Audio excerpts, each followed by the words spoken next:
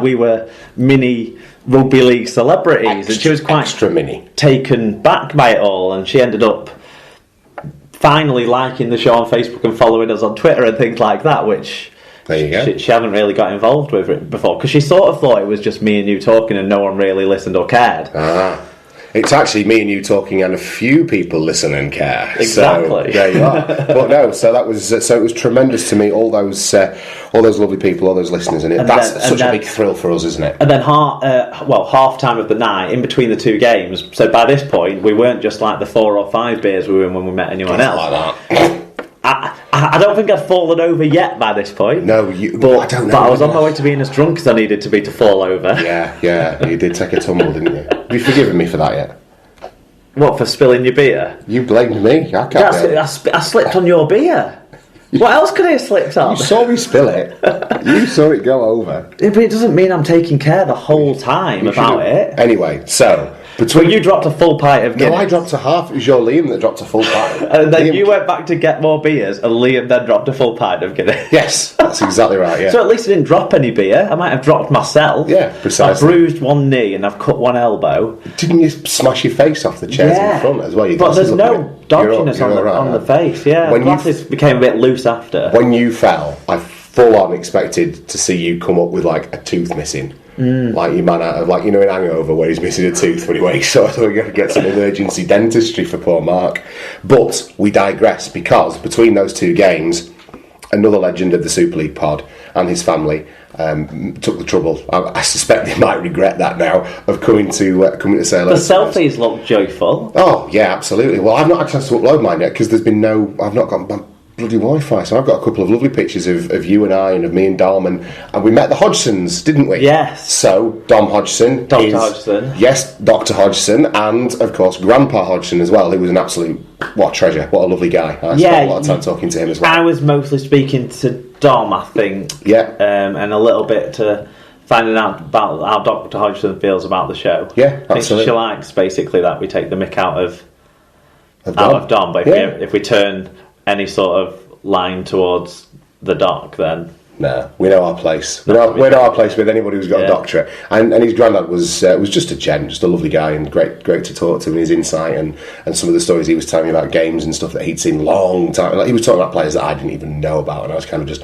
nodding politely. His knowledge was superb. But obviously, you know, to meet Dom was a real privilege as well, and we got some lovely pictures and had a good chat. And obviously, he spends a bit more time in Lytham, which is our neck of the woods, than we previously knew, didn't he? Yeah, he knows people around where we live, so maybe we'll get to see him again sometime. That would be brilliant. Yeah. Maybe I'd be less hammered and more coherent and that sort of thing. Whilst we're on the subject of Dom, if you go back through our Twitter feed for things we retweeted on, I believe we did it on Monday, there's a link to a Facebook page for a charity event he is involved with in a couple of weekends' time. I think it's a charity rugby league match in aid of Leeds Children's Hospital, I believe. Right.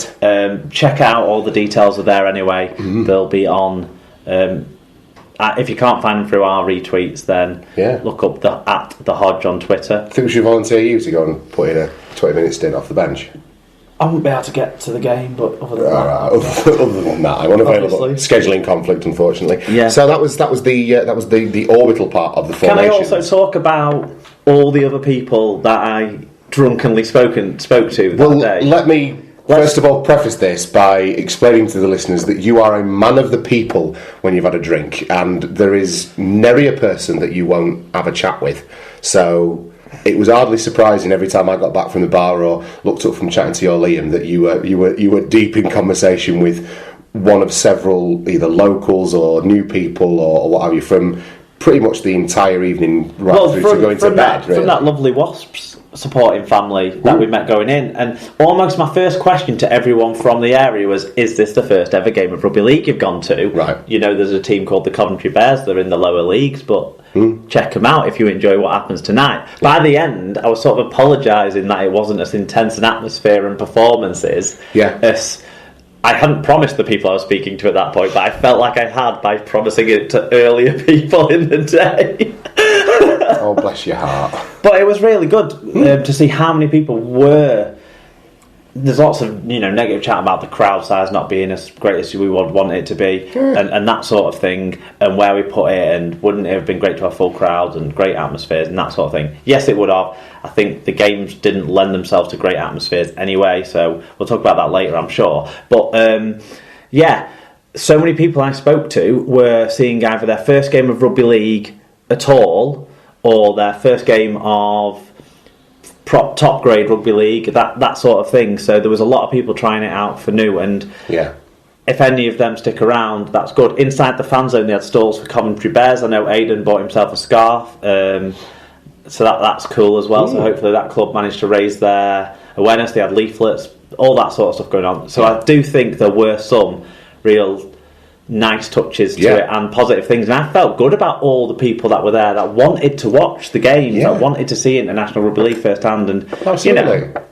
they got to see some bits of good skill. They saw some tremendous little tidbits. Sean Johnson's performance, Matty Russell's try. Well, Sean Johnson's last 10 minutes. Yeah, okay, so 10 minutes of Sean Johnson. That Matty Russell try, which we'll touch on in a little while, was phenomenal. So they did see.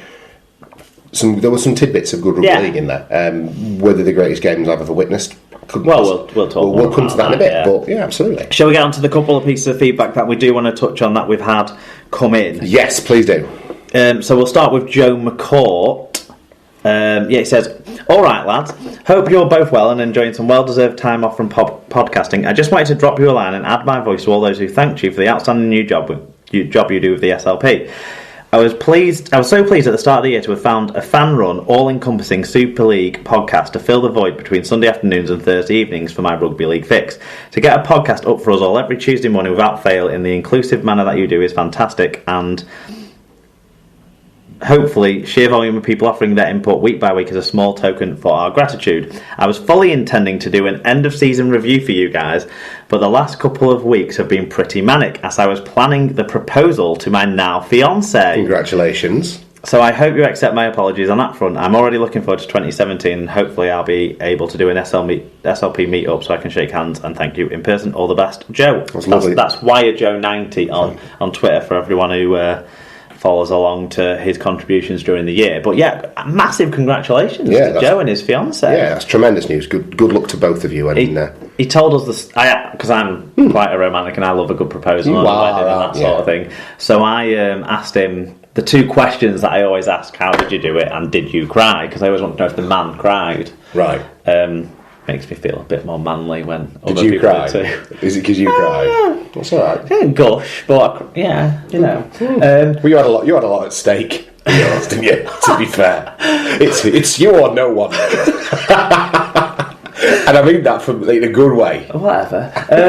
Anyway, so what he did is they both met each other through work, basically, and where they first hooked up and made a relationship happen. was in Ireland when they sort of first started becoming a couple sort of thing. Right. So what he'd arranged to do is they were both going to work again there. So he booked them into the same apartment that they'd stayed in the other time. Did it all up with pictures of the two of them and like the story of their relationship and that sort of stuff, because she'd done something similar for him at their anniversary. Okay. And so sort of repaying all that sort of favour and progressing it on and that sort of stuff, and decked it all out in all this romantic stuff, and then obviously she walked in and she probably got an idea of what was going on, but it's amazing. That's fabulous. What a lovely story. Yeah. Super. I haven't done it justice because I can't get onto the internet because I've got no Wi-Fi to get the email trail up and read it. Well, there you go. So it's my fault, is it? Always. Okay, right. Who's this young man getting in touch with us? It's Rich Wilkinson. He says, "Now then, lads, I hope you had a great day out. Prior to yesterday," this was Saturday, I guess, I was chatting with my dad. I basically said everything Wells and Harris said about Bennett before yesterday. Do we want to touch on what he said then? They said he was a disgrace for the way he spoke to Tanya Arnold, the way he should be selling the game rather than the way he's been speaking. Is kind of in a nutshell that everyone has heard it all. It's all everyone's been talking about pretty much for 2 days. Yeah. But the way he has disrespected Tanya Arnold is unacceptable. She is totally dedicated to promoting our game. If he wants to treat journos in Oz like fucking idiots, that's the NRL's problem. But has been said by others in the game, he needs to be the number one promoter cheerleader of our game, on and off the pitch. His live BBC interviews with both England games were embarrassing. We are not a big enough sport to carry this kind of fuckwit behaviour. First-time viewers might well possibly never tune in again because of Bennett. That level of arrogance will put anyone off. He doesn't get it. If he does get it, then it's even worse. If he can't change, he needs to go, regardless of results or pedigree. Our game isn't big enough to fix the PR damage he is doing. It's only a matter of time before the union or anti-RL media ram this home. So far, on the field, but mostly off it, Bennett has been a disaster. What say you, boys? I'm inclined to agree with him. I think some of his behaviour, I don't want to say reprehensible, but it's if anything, give him credit for not being for being true to himself, which is this standoffish, almost totally anti-media guy, which, given the level of focus he receives in Australia and the level of spotlight that he's under and the things that have gone on in the past for him, you can understand if he was in Australia, but it should be made very clear to him that this was a clean slate and people were going to want a piece of him, and that as much as coming up to take the England job is an opportunity to coach at international level, it's also something that he's responsible for growing. So I completely agree with that. I do happen to think that he does get it. I think he chooses to be this way. I think he consciously makes the decision to be standoffish, to make sure that, to make it almost like the press don't want to bother asking him these questions, or questions that he feels are beneath him. So I think he does do it on purpose, which isn't a great way to be when you want someone to actually be open. And we were joking about it in the car. There's an interview floating around on YouTube that he did with some school kids from like St Pat's or St Jude's or something, and they ask him like kiddie sort of questions about who you're going to pick, who's your favourite player, how are we going to get on, and his answers were basically the same kind of abrupt, dream-shattering sort of things that he was doing with the local media, with the grown-up adult media. So it's not charming, and I don't find it useful at all. The thing that I'd draw on is, regardless of results or pedigree, well, at the minute, for me, he's really only going on pedigree because the results have been far from convincing. So on one side, you've got him not doing a great job in terms of growing the sport, and on the other side of things, we've not played well under him either. I could almost let him off if we were playing a dynamic or a successful brand of rugby. I won't say dynamic because he doesn't particularly get to play dynamically. If we were winning the games like we were supposed to, if we beat New Zealand in a narrow one, if we battered Scotland by 50 points, everyone probably would be sort of looking at the way he's been with the short answers, because he still would have given short answers to the questions. It's kind of like, part of the course. Isn't that Wayne? Yeah. Because we knew this was what he's like. Yeah. The people in rugby league media knew what he was like. Tanya Arnold would have known what he was like, so would have John Wells and people like that. Yeah. That doesn't say he shouldn't portray himself in a better way. No. But I'm just getting that on the table, basically, as a statement of fact, I suppose. Yes, I think he was completely rude to Tanya Arnold, and what he should be doing is being pleasant to her at the very start. If he wants to then give his one word and kind of annoying answers, I don't have a problem with that, because at least they seemed like honest-ish answers. They were the answers I would have given about the performances, to be completely honest. Yeah. They were the same things I would have said.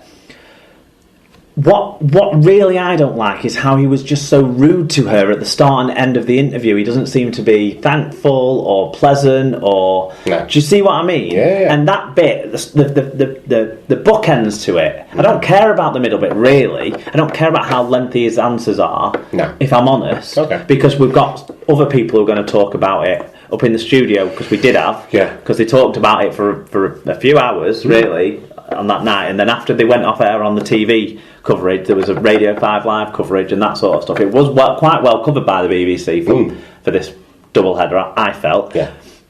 But yeah, I still think he just should have been a bit more pleasant. And actually, the next time we saw him after he'd been a total arsehole, if you saw like the end of his interview, how he just dismissed her, almost. The next time we saw him was in the dressing rooms. And someone must have shared on the camera. Someone must have shared a joke or something, because he actually had a bit of a half smile on his face, right? Because he didn't know anyone was watching. I think. But so I don't think this is him all the time.